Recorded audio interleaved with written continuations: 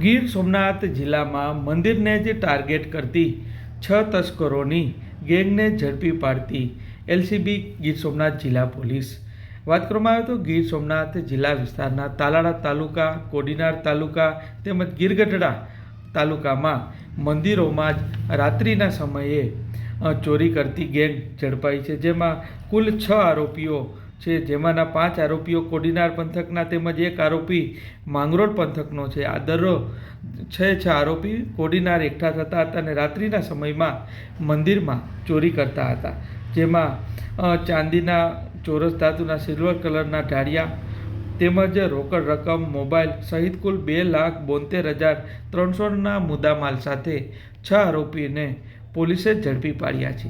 ત્યારે આ આરોપીઓના ગુનાહી ઇતિહાસ પણ જે આરોપીઓ છે તે ધરાવે છે અને મંદિરોને જ ટાર્ગેટ કરતી આ ગેંગને ઝડપી પાડી છે. આ બાબતે ગીર સોમનાથ જિલ્લાના ડીવાયએસપીએ આપી સમગ્ર માહિતી. ગીર સોમનાથ જિલ્લા પોલીસ વડા શ્રી મનોહરસિંહ જાડેજા સાહેબનાઓએ જે ગીર સોમનાથ જિલ્લામાં જે મંદિર ચોરીઓ પાસ્ટમાં થયેલી છે અને જે અનડિટેક રહેલ છે એને ડિટેક્ટ કરવા માટે એમણે સ્થાનિક એલસીબી અને પોલીસ સ્ટેશનને પણ સૂચના આપેલી.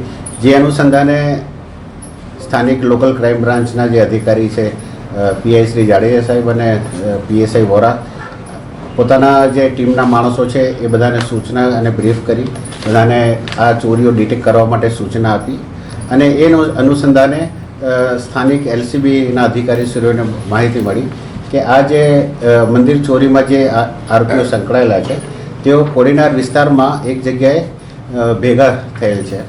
જે અનુસંધાને પોલીસે માહિતી અને ટેકનિકલ સર્વેલન્સ અને હ્યુમન ઇન્ટેલિજન્સના આધારે માહિતી લઈ અને એ જગ્યાએ પહોંચી અને તમામ 6 આરોપીઓને પોલીસે રાઉન્ડ અપ કર્યા અને 6 આરોપીઓને રાઉન્ડ અપ કરી અને એમની પૂછપરછ પોલીસે ચાલુ કરી. એ દરમિયાન એમની પાસેથી 5 કિલો ચાંદી તેમજ 49,000 રૂપિયા રોકડા તેમની પાસેથી મળી આવેલ છે અને તેમની પૂછપરછ દરમિયાન તેઓએ ગીર સોમનાથ જિલ્લામાં તાલાળા પોલીસ સ્ટેશનમાં 1 મંદિર ચોરી, ગીરગઢડામાં 1 મંદિર ચોરી તેમજ કોડીનાર પોલીસ સ્ટેશનમાં 2 મંદિર ચોરી પોતાએ કરેલ હોવાનું એમણે કબૂલાત આપી છે.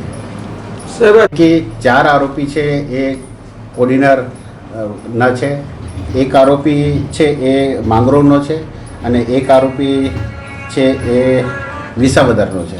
દરેકના નામ 6 આરોપી પૈકી 1 છે રાહુલ જીજાભાઈ બચુભાઈ સોલંકી, એ પોતે કોડીનારના છે અને એ 363-366 અપહરણના કેસમાં છેલ્લા 2 વર્ષથી નાસ્તા પડતા હતા, જેની પણ પોલીસે ધરપકડ કરી છે. તેમજ ઘેલા ઉર્ફે રમેશ દિલીપભાઈ વલ્લભભાઈ સોલંકી એ વિસાવદરના છે. ત્રીજા છે મહેશ ઉર્ફે કાળુ બાલુભાઈ સિદ્ધિભાઈ બાબણિયા, એ કોડીનારના છે. ચોથા છે તુષાર ઉર્ફે મયુર ભાણાભાઈ ભાલિયા, એ કોડીનારના છે. 5મા છે સાગર મનુભાઈ હર્ષભાઈ સોલંકી, કોડીનારના છે અને વિજય વલ્લભભાઈ નાથાભાઈ એ માંગરોળના છે. ખાસ કરીને આ જે આરોપીઓ છે એ બધા રિક્ષા ડ્રાઇવિંગ અને મજૂરી કામ કરતા હતા. એમની પાસે રોજીરોટીના ફક્ત આ સાધનો હતા.